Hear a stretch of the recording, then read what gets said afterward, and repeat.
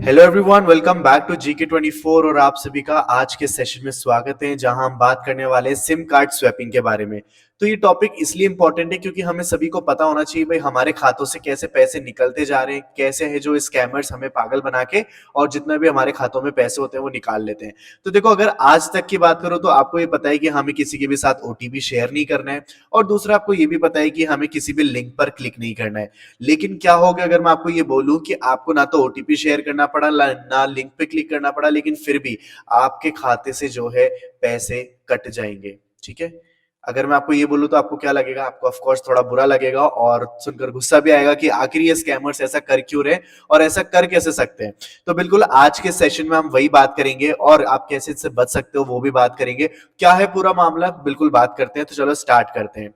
देखो, सबसे पहले तो मैं आपको ये बताऊंगा कि अभी जो है रिसेंटली मैंने एक वीडियो बनाई थी जिसमें मैंने आपको बताया था कि करीब 81.5 करोड़ इंडियंस का जो आधार कार्ड डिटेल्स है, ठीक है, जो पासपोर्ट डिटेल्स है, वो सारी की सारी लीक हो चुकी है और वो कहां पर है? डार्क वेब वेबसाइट पे सेल हो रही है। ठीक है, तो मतलब आपने ये देखा कि कितना इजी है कि मतलब हमारा जो है आधार कार्ड डिटेल्स जो है पब्लिकली ऐसे बिक रही है और वो भी कितना, कोई छोटा नंबर नहीं, 81.5 करोड़ में मतलब इंडियंस का।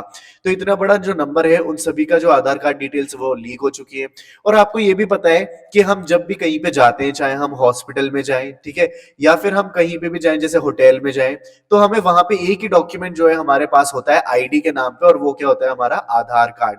तो आधार कार्ड कितना मैंडेटरी होता है और कितना इंपॉर्टेंट है हम इंडियंस के लिए, तो ये हमें पता है और हम हर चीज में इसी को देते हैं।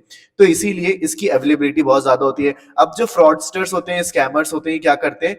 मतलब ये खरीदते हैं इस टाइप के डेटा को, चाहे तो वो होटल से खरीदे, चाहे वो हॉस्पिटल से खरीदे, या फिर ऐसी कोई सी भी जगह से खरीदे जहां पे आपको अपना आधार कार्ड देना पड़ता है। ठीक है, तो वो पैसे देके इस तरीके का डेटा खरीद लेते हैं।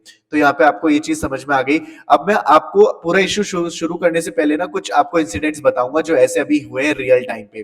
तो देखो, अभी कुछ ही दिन पहले की बात है, साउथ दिल्ली में एक बिजनेसमैन थे जिनके खाते से 50 लाख रुपए जो है स्कैमर्स ने लूट लिए। ठीक है, मतलब उनके खाते से डेबिट हो चुके हैं 50 लाख रुपए।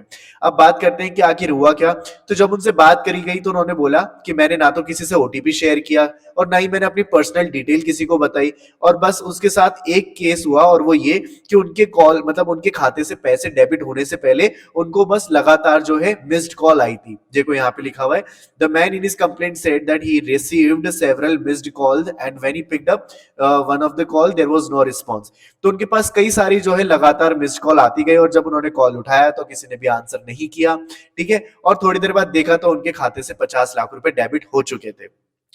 इसके अलावा एक और इंसिडेंट मैं आपको बताऊंगा जहां पे एक प्राइवेट स्कूल के जो टीचर थे उन्होंने करीब अपने 1.5 लाख रुपए अपने खाते से गवा दिए। ठीक है, अब उनकी कोई गलती नहीं, उन्होंने ना तो OTP शेयर किया, उन्होंने बताया बाकायदा इस चीज के अंदर कि उन्होंने ना तो OTP शेयर किया और ना ही उन्होंने कोई कॉल रिसीव करा। ठीक है, उनको बस क्या हुआ, उनको भी कई सारी मिस्ड कॉल आई और देखा तो थोड़ी देर बाद उनकी जितनी भी सेविंग्स थी, उनकी जो जमा पूंजी थी, वो सारी की सारी उन्होंने खो दी। ठीक है, तब आप सोच के देखो कि यहाँ पे एक चीज कॉमन है और वो ये कि दोनों ही केस में इनको मल्टीपल मिस्ड कॉल आई थी जब इनके खाते से पैसे डेबिट होने वाले थे उस टाइम पे।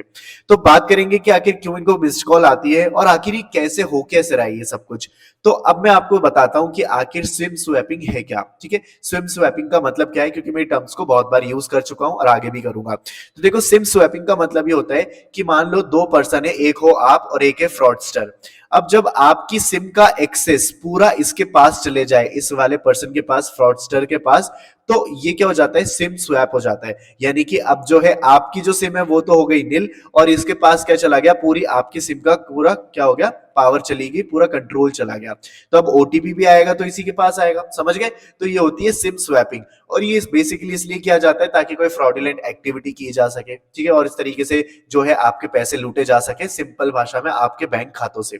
तो समझ गए आप क्या होती है सिम स्वैपिंग? अब देखो, अभी जानते हैं कि आखिर स्कैमर्स करते कैसे हैं, इनका मॉडस ऑपरेंडी क्या है, मतलब कैसे ऑपरेट करते हैं। तो देखो, सबसे पहले क्या होता है कि जो फ्रॉडस्टर्स है ना, वो सबसे पहले विक्टिम यानी कि जिस भी खाते से पैसे निकालने हैं, जिस भी पर्सन के खाते से, उसकी पहले बैंक अकाउंट डिटेल्स पता करते हैं और उस बैंक अकाउंट से रजिस्टर्ड मोबाइल नंबर पता करते हैं। और वो कैसे होता है? ये होता है टैक्टिक्स, जैसे कि फिशिंग, विशिंग और स्मिशिंग। जैसे आपको मैं फिशिंग बताता हूं, इसमें जैसे कि आपको कई बार ऐसा होता है ना कि आपके मोबाइल पे मैसेज आता है कि आपने जीता है 10 करोड़ का सोना, इसको अभी अपने खाते में पाने के लिए जल्दी से नीचे दिए गए लिंक पे क्लिक करें। तो ऐसा कभी आपके पास मैसेज आया होगा, और अगर आपने इस मैसेज पे क्लिक किया तो वो जो वायरस है वो आपके फोन में या फिर आपकी डिवाइस में एंटर कर जाता है, और उसके बाद वो आपकी डिवाइस की जितनी भी पर्सनल इंफॉर्मेशन है वो सारी की सारी देख सकता है। ठीक है, तो इस टाइप से उनके पास इतनी जो क्रूशियल इंफॉर्मेशन होती है वो पहुंच जाती है। फिर इसके बाद देखो अब क्या होता है, बहुत ध्यान से सुनना, अब क्या करते हैं ये फ्रॉडस्टर्स, ये क्या करते हैं कि जैसे इनके पास रजिस्टर्ड मोबाइल नंबर आ गया, बैंक डिटेल्स आ गई, अब उसके बाद ये क्या करते हैं आपके पास मतलब अपने पास इनके पास वो भी हो जाता है फेक आईडी प्रूफ, यानी कि आधार कार्ड भी होता है आपका।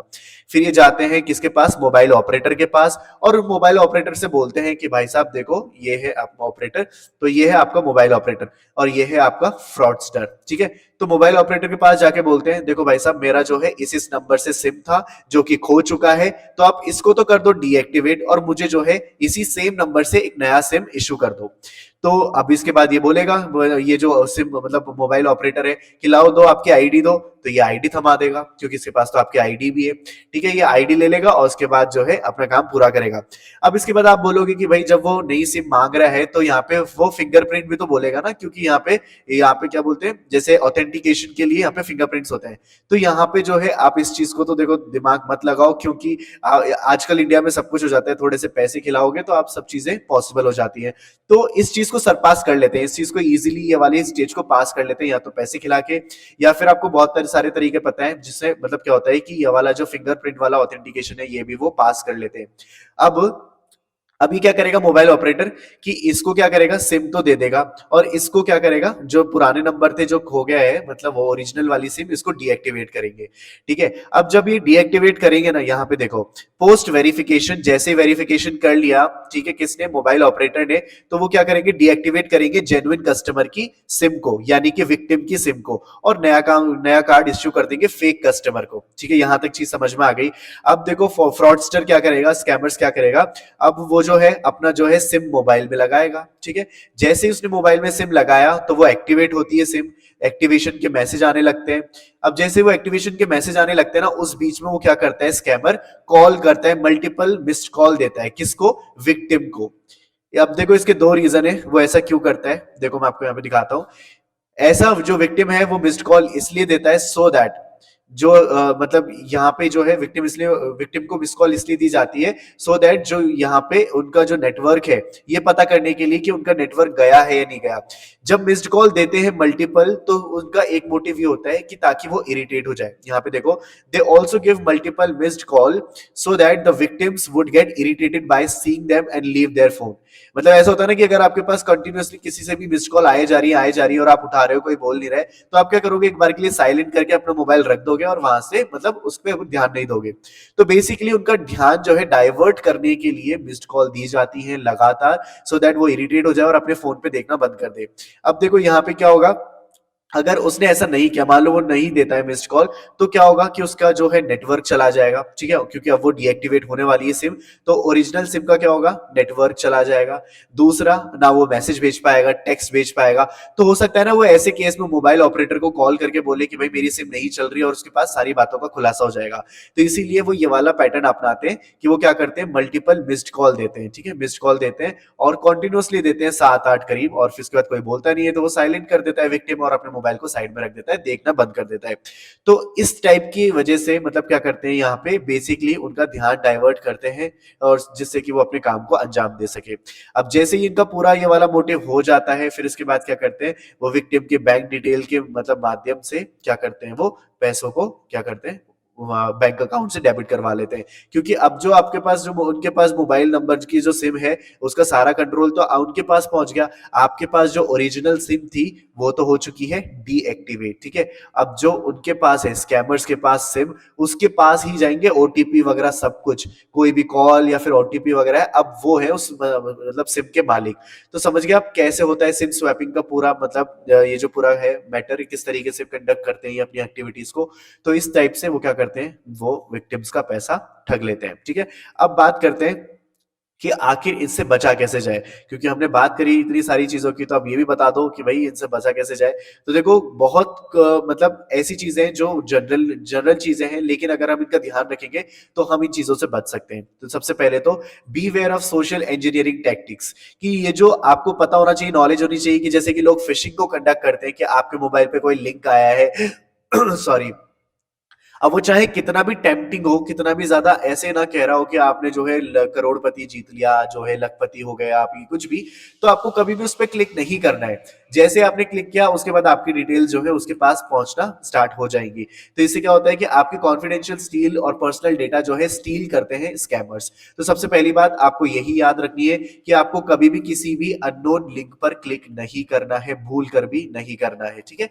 तो ये चीज आपको याद रखनी है, पहली चीज। दूसरी, इफ योर मोबाइल नंबर, ठीक है, यहां पे देखो, if your mobile number is inactive, out of range, inquire with mobile operator immediately.